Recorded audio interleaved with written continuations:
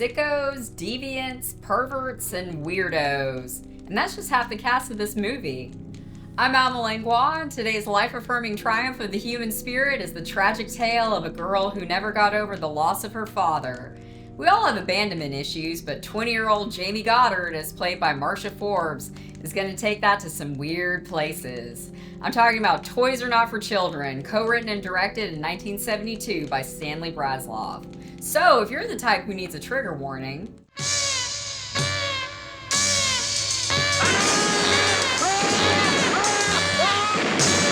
you know, there seems to be a real Peter Pan syndrome running amok in the good old US of A. I thought it was bad enough with the plague of perpetual adolescent boomers whose sole preoccupation is hoovering up as much money as possible and still trying to pretend they're cool, when they were never cool in the first place.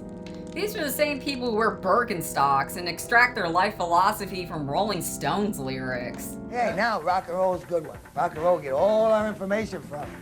They tell us things. They tell us all you need is love.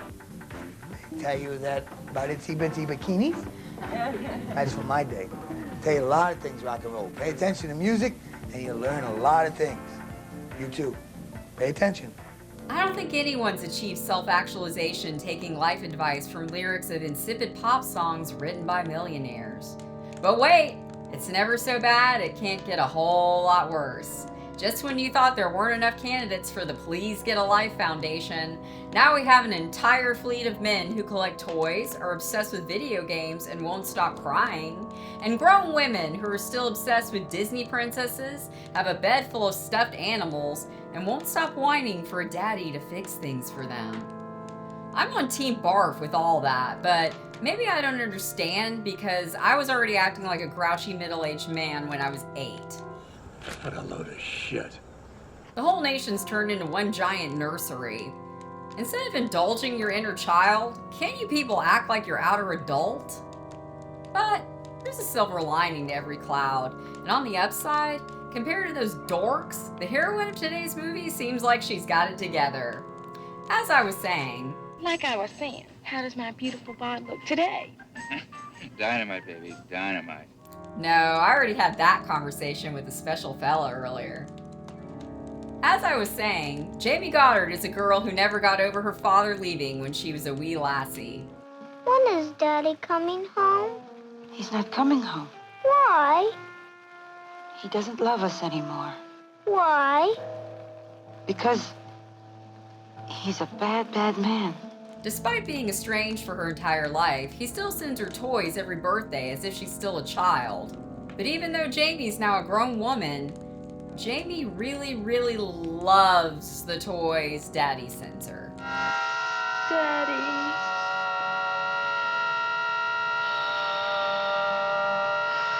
Thankfully, she has a really understanding mom.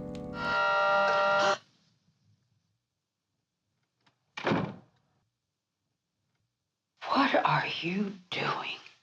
Edna Goddard's a real peach of a gal who knows how to handle her daughter's burgeoning psychological problems with sensitivity.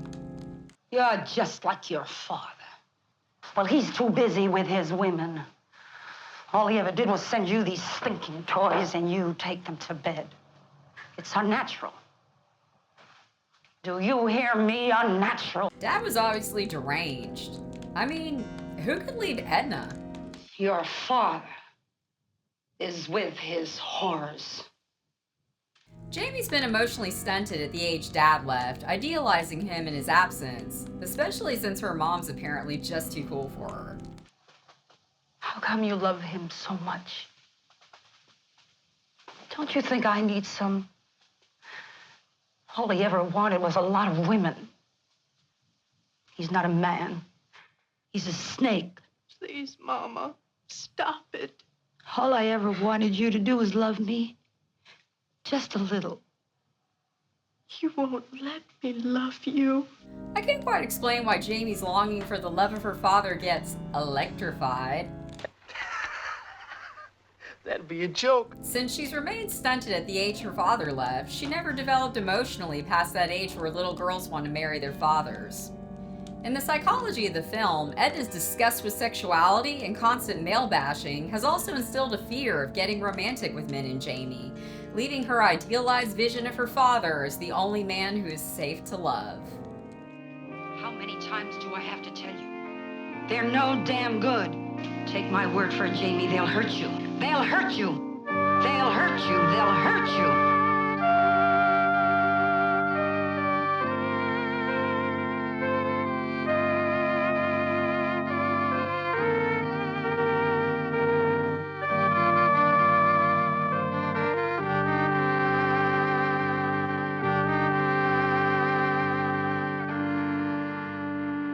Starved for any emotional connection with her mother, Jamie equates the toys Daddy sends her with unconditional love. Look what my father sent me. How did he know where you were? He doesn't. My mother sent it over. She walks and wets and everything. Why the hell does he send you a doll? Because he loves me. I love you too, but I wouldn't send you a doll on your 20th birthday. But you didn't give me anything. I would rather forget it. But you did. Damn it, I know! Well, that's all right, Charlie. I don't want anything from you. Much like me on YouTube, Jamie decides to use her weird obsessions to earn a paycheck and gets a job as a clerk at Mac's toy store.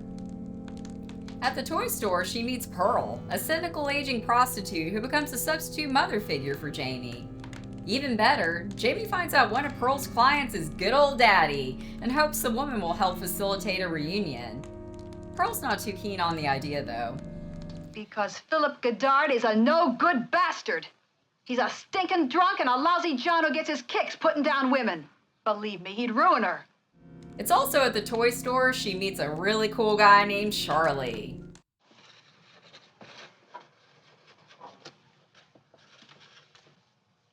Your boyfriend? Absolutely not. Ooh, sorry. Hey, he's immature, she's immature, so they have things in common. When Edna kicks Jamie out of the house, Get out! Jamie marries Charlie, but the honeymoon is short-lived, however, as Jamie is more interested in playing with her toys than with him. Maybe you could love toys too much, Max. Jamie's psychological problems would be insurmountable for any man, but since Charlie's not going to win any emotional maturity awards, his solution is to cruise bars for one-night skanks, leading to the most disturbing shot in a disturbing movie. Yikes! Realizing pouty petulance doesn't work, Charlie decides to employ a little reverse psychology on Jamie. I won't be coming home for supper, so don't bother to cook me anything. What do you mean there's nothing to eat? I figured you weren't coming home. Well, why should tonight be any different? Look, Charlie, I have to go. Wait a minute.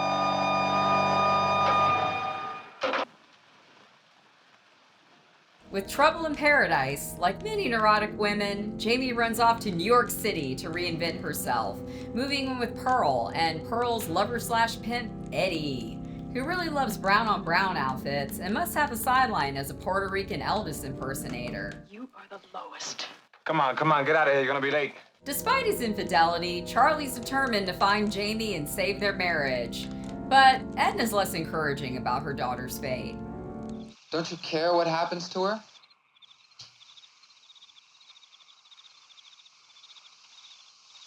Not anymore. With the help of Eddie, Jamie becomes a prostitute so she can become the kind of woman Daddy likes. And even more traumatizing, she gets this terrible proto-mullet shag haircut. She has to be disturbed. If you think this is getting too twisted, buckle your seatbelt, buckaroos. You ain't seen nothing yet. Stanley Brasloff said he got the idea for Toys Are Not for Children from a true story he heard. He was mostly a theater and stand-up comedy guy based out of Philadelphia, one of my favorite cities. He directed Two Girls for a Madman in 1968 and wrote the screenplay for Behind Locked Doors. While Brasloff's previous film work was firmly in sexploitation territory, despite its sordid plot, Toys Are Not for Children is more of a demented psychodrama masquerading as a sexploitation film. I've said it before and I'll say it again. I love high art and I love low art. It's that mediocre bull stuff that shoots for the mill that I cannot stand. And Toys Are Not for Children is another film at the beautiful crossroads where art house and exploitation intersect. Brasloff's direction is pretty utilitarian, betraying his theater roots in the film's low budget. It gets the job done, but most of the visual flair is left to the eye-popping, bright colors of the costumes. There's also so much blue eyeshadow in this film, and I'm loving it. Where Toys Are Not for Children really shines is in its screenplay and performances. The film employs a unique, non-sequential structure interspersed with flashbacks, reflecting Jamie's fragmented psyche. The cast, made up of theater actors, are all terrific. Marcia Forbes gives a fantastic performance in her only screen role as Jamie. She has a porcelain doll prettiness that's perfect for the part, and she does an excellent job at imbuing Jamie with little girl mannerisms that ring as realistic, and combining childish naivete with sexuality. A customer's call to John. Turning a trick is making love to a John. And get the money first. Marcia ended up retiring from acting when she married Chris Dewey, the original owner of Cannon Films. And can we talk about Edna for a second? The more I watch this movie, the more I love her. Although, Edna also reminds me of my mom, and growing up with that wasn't funny. Maybe watching it versus living it is cathartic? I don't know. Ask a psychologist about that one. Or don't, because they'd probably say something dumb about feeling your feelings. Edna is played by the great Fran Warren, who was once a babe with a lovely singing voice. She was a popular singer and later a theater actress, but she met Stanley Brasloff when she was drunk on a bus. Brasloff, recognizing her, thought it was kismet to bump into a talented actress while he was getting his newest film project going, and approached Fran Warren, pitching her the idea for Toys Are Not for Children. Also, am I the only one who thinks Edna should be besties with Aunt Cheryl from Butcher Baker Nightmare Maker? Now that's a coffee clash I want to be invited to. Perverts and sluts. Harlan Cary Poe is Charlie, who's reputed to be a descendant of Edgar Allan Poe, went on to a career as a fight coordinator and martial arts expert. And coincidentally, since I did a Looking for Mr. Goodbar show the other week, Poe was good friends with Tom Berenger after they worked together on Dogs of War. If you remember the martial arts showdown at the end of Fear City, that was the work of Harlan Cary Poe. It was difficult to narrow it down, but I think my favorite performance of the film is Evelyn Kingsley as Pearl. Then this is a perfect day for you to drop dead. There's something I've always loved about these cynical, hard-edged, middle-aged women. And now I am one, and I love it. Everybody's a flop. Your husband's a flop, I'm a flop. You're all flops. I am the Earth Mother, and you are all flops. In Toys Are Not for Children, the two extreme views of sex, sexual repression, and sexual hedonism, both lead to damage, trauma, and ultimately complete loneliness. This is emphasized by the film's theme song, Lonely Am I. Edna and Pearl, Jamie's two mother figures, are two sides of a mirror, and the actresses cast in these roles even look very similar. In fact, Fran Warren was surprised when she found out Brasloff wanted to cast her as Edna, as upon hearing the idea for the story, she assumed he would cast her as Pearl. Edna is rigid, disgusted by men, and views all sex as perverse. Unnatural! Pearl is a prostitute. On the surface would be Edna's opposite, but she's also extremely cynical about relationships and men. Maybe like most people, she's just burned out on her job. Phil Goddard and Charlie, the two men in Jamie's life, rather than working to fix their marital problems, escape into promiscuity. And though Edna may be a shrew, it's Phil's penchant for sex workers that destroyed the marriage, and his resulting abandonment of Jamie inflicted irreparable trauma upon her. Both being anti-sex and sexually hedonistic are presented as an avoidance of meaningful emotional connection that's required for an adult relationship, and much like Jamie, a refusal to grow up. And anyone around these people ends up being collateral damage, a painful cycle that keeps repeating. Jamie is a dramatic example, but the film also illustrates how people with unresolved trauma end up emotionally stuck, injuring the ability to emotionally connect with others, and subconsciously repeating the same patterns of the parents they were determined not to be like. Jamie, I don't want to live like this. Look at this place. Is that why you married me? To get a housekeeper? Is that why you married me? To get a housekeeper? You know better than that. Then stop complaining. Then stop complaining. What's the moral of the story, you ask?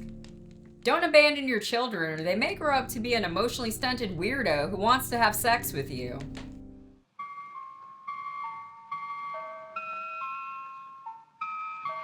Hello, Daddy. Hello, baby. Join me next time to get metaphysical with a new book about a group of 70s pregnant teens who discover the grooviness of witchcraft. I'm talking about Witchcraft for Wayward Girls by Grady Hendrix. But until then, stay sick.